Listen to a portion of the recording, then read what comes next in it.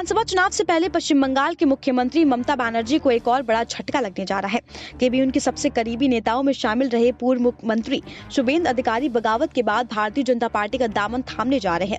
माना जा रहा है कि हाल ही में केंद्र सरकार से जेट श्रेणी सुरक्षा पाने के बाद शुभेंदु अधिकारी अमित शाह के 2 दिवसीय दौरे के दौरान बीजेपी की सदस्यता हासिल करेंगे।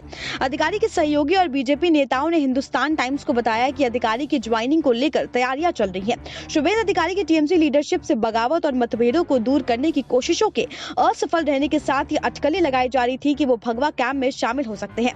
अमित शाह 19 और 20 दिसंबर को बंगाल में रहेंगे। वो कम से कम 3 जिलों में रैलियों को संबोधित करेंगे, जिनमें पूर्व मैदानपुर भी शामिल है, जहाँ अधिकारी उनके पिता और 2 भाई से को 2 लोकसभा क्षेत्रों में और 1 विधानसभा सीट का प्रतिनिधित्व करेंगे। सिविक बॉडी का प्रतिनिधित्व भी अधिकारी परिवार के पास होगा।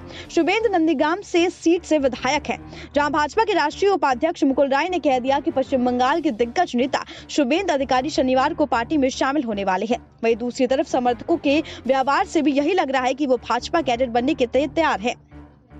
शुभेंदु अधिकारी के दफ्तरों को जहां पहले तृणमूल कांग्रेस का कामकाज देखा जा सकता था, अब उन्हें समर्थकों द्वारा भगवा रंग से रंग दिया जाना शुरू हो गया है। आपको बता दें, कुछ सप्ताह पहले तक ममता बनर्जी की सरकार में परिवहन, सिंचाई और जल मंत्रालय संभालने वाले शुभेंदु अधिकारी ने हुगली रिवर ब्रिज कमीशन के अध्यक्ष पद से भी इस्तीफा देकर टीएमसी सरकार से नाता तोड़ दिया था। अब उन्होंने कहा है कि वो सबसे पहले एक भारतीय हैं, उसके बाद बंगाली। उन्होंने टीएमसी द्वारा भाजपा नेताओं को बाहरी बताए जाने पर जवाब देते हुए कहा कि बंगाल सहित अन्य राज्य भी इसी देश का हिस्सा हैं। उन्होंने कहा कि टीएमसी में चंद लोगों को संगठन से भी ज्यादा भाव नहीं दिया जाता। पूर्व मैदानपुर के हल्दिया में स्वतंत्रता सेनानी सतीश चंद्र समानता की जयंती समारोह में जनता को संबोधित करते हुए उन्होंने कहा कि पश्चिम बंगाल पूरी तरह भारत का ही हिस्सा है और अन्य राज्यों में आने वाले लोगों को बाहरी नहीं कहा जा सकता। उन्होंने कहा, ना तो तत्कालीन प्रधानमंत्री नेहरू ने सतीश चंद्र को नॉन हिंदू भाषाई सांसद के रूप में ब्रांडिंग की, ना ही सतीश चंद्र ने नेहरू को बाहरी बताया। बता दें, बंगाल इंजीनियरिंग कॉलेज की शिक्षा के बीच छोड़कर स्वतंत्रता संग्राम में कूदे सतीश चंद्र ने भारत छोड़ो आंदोलन के दौरान ताम्रलिप्ता राष्ट्रीय सरकार के गठन में बड़ी भूमिका निभाई थी। स्वतंत्रता के बाद से वो 3 दशक तक सांसद रहे। वहीं शुभेंदु अधिकारी ने पूछा कि पश्चिम बंगाल में आखिर पार्टी के लिए और पार्टी द्वारा वाला शासन क्यों चल रहा है। उन्होंने याद दिलाया कि लोकतंत्र है और यहाँ पार्टी की जगह जनता होनी चाहिए। उन्होंने कहा कि मैं किसी भी पद का लालची नहीं हूँ, मैंने जीवन भर जनता के लिए काम किया। कुछ लोग कह रहे हैं कि मैंने पद की लालसा से ये सब किया है। 2021 विधानसभा चुनाव में जनता उन्हें करारा जवाब देगी। वही नंदीग्राम आंदोलन जनता का था, ना तो कोई राजनीतिक दल, ना ही किसी खास व्यक्ति को इसका फायदा लेने की कोशिश करनी चाहिए।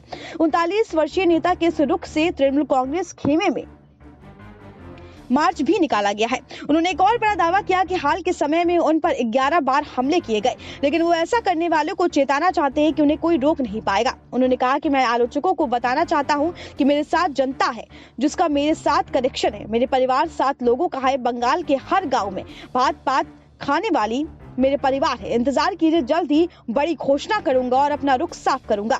वहीं पूर्व भाजपा अध्यक्ष अमित शाह सप्ताह के अंत में कोलकाता जाने वाले हैं। उधर तृणमूल कांग्रेस ने निर्णय भी लिया है कि अब वो शुभेंदु अधिकारी को और मान मनोबल नहीं करेंगे, भले ही वो पार्टी छोड़कर कहीं और चले जाएं।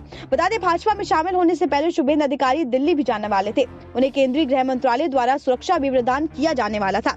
टीएमसी ने उन्हें मानने के लिए सांसद सौगात रॉय को बुलाया भी था, लेकिन जिस तरह से उनसे बातचीत का व्हाट्सएप चैट सार्वजनिक के मीडिया को दिया गया, उसे शुभेंदु खासे नाराज हुए। वही अधिकारी ने एक गैर राजनीतिक कार्यक्रम में मंगलवार सुबह कहा कि जिन लोगों ने मेरा अपमान किया है, उनका आने वाले चुनाव में वही हाल होगा। अनिल बासु, बेनाऊ कोनार और लक्ष्मण सेठ का हुआ है। अधिकारी ने जिन 3 सीपीआई नेताओं का जिक्र किया, उन्हें चुनाव में हार और अनुशासनात्मक कार्यवाही का सामना करना पड़ा।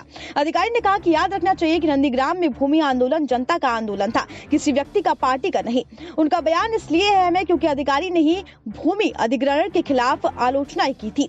14 मार्च 2007 को पुलिस फायरिंग में नंदीग्राम में 14 ग्रामीण मारे गए थे। वही 2 दिन पहले टीएमसी से निकाली गई अधिकारी की सहयोगी कनिष्ठा पांडा ने कहा कि शुभेंदु अधिकारी खुद इस बात की घोषणा करेंगे कि वो कब बीजेपी ज्वाइन करने जा रहे हैं। टीएमसी और प्रशांत किशोर देखेंगे कि सत्ताधारी पार्टी की नीतियों की वजह से कई लोग भगवा कैंप में शामिल हो चुके हैं। Bureau report, SPN9 news.